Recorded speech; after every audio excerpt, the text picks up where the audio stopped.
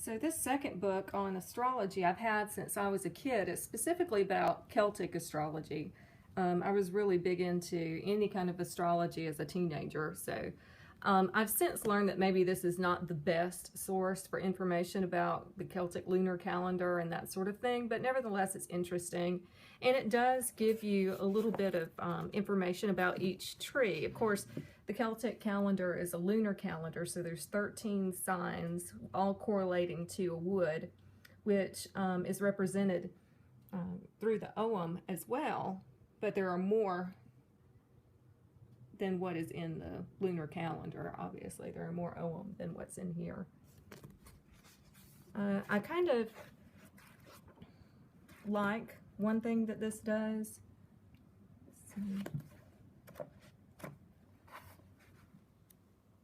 For instance, like right now we would be in the ash tree, and it gives you a correspondence of a planet, which would be Neptune, and gods associated with that. And they don't match up exactly with the zodiac, the sun signs.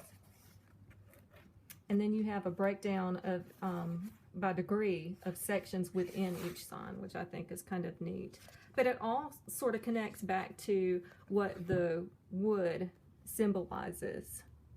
You know, like willow, anyone born in that era or area of their lunar calendar would be, you know, exhibiting qualities that are similar to what the Ogham represents when you're talking about the wood willow or the tree willow.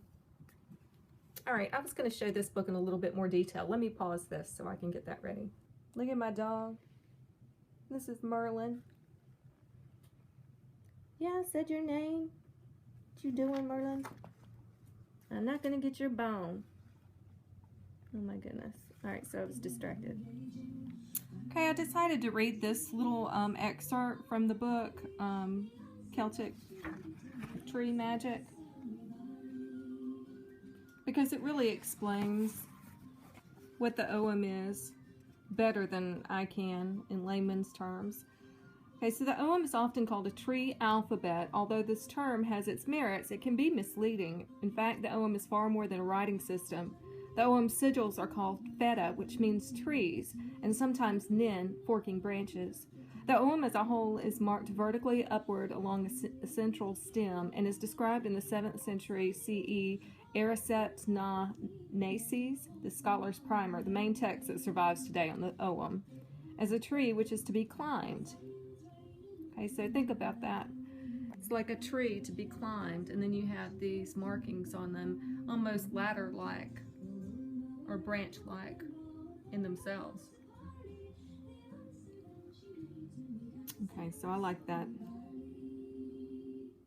Furthermore, every letter or sigil has a tree or plant association with it, referred to in the Briathorigum, and I'm probably butchering that, which basically means word Ogham, texts which provide a kenning or short poetic description of the Ogham's meaning.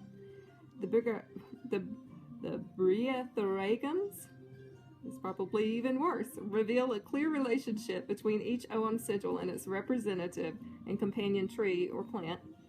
Combined, these two form a relationship which becomes a mnemonic device for conveying a vast amount of knowledge and magical insight. In this way, the Ogham works on many levels simultaneously as linguistic script, as a shorthand depository of ancient lore and insight, and finally, as a magical and spiritual tool. I think it's important to remember that. It's a means of communication, and at the same time, it's also divination.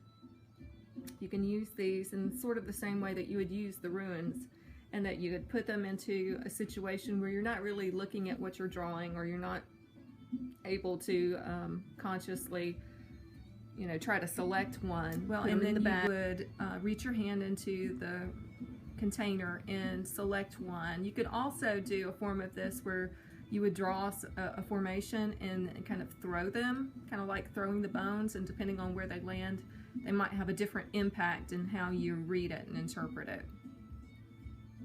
So anyway, I just wanted to share my new set and to let you know that I think that they are pricey. They did cost $70, something like that, which sounds like an insane amount. But some of these woods, these trees just don't grow here, and I really did want to have an authentic set. I had some that I kind of made myself, and so they work as divinatory tools, but I wanted to work with the energy of the trees. You know, I'm very much a tree hugger and a country girl, if you can't tell by my accent, and I've been working with tree energies all my life, especially oak and pine, and some of these, like willow, definitely, but others, like the rowan and the elder. I really have never had elder on my property or anything to work with the tree itself. So anyway, I thought it was worthwhile to me to have them made, and these, they brag that these are woods that they gather from sacred sites around Stonehenge and Glastonbury and different places around the UK. So they are very connected to the spirit of the Ogham, if you want to think of it that way. Last thing, if you don't know Sarah Ann Lawless's blog or her shop, Fern and Fungi, you should definitely check that out. I recently purchased 2 more bottles of her elderberry elixir, which I use for cough and cold season. In the evenings before bed, I'll take a few droppers full, usually 2 or 3. But I also use it whenever I feel like a cold or a sore throat or something coming on, and I just cannot recommend her stuff, her medicinal stuff, and her magical items like flying ointments and medicinal ointments that are really borderline magical ointments as well. I just can't recommend those enough. There's a little vial of like, it's actually a roller ball of earth aroma oil. And it smells divine, and it's got a woodsy scent to it. I can't remember what is in that exactly, but I could maybe put that in the description. Anyway, many blessings for watching. Thank you. I apologize for being so shifty and moving the camera around a bunch, but I use my iPad. My camera's messed up. My big Nikon is well, I'm not exactly sure what's wrong. I'm not going to hypothesize about it, but it's giving me fits, and I'm very sad about that. So I'm using my iPad.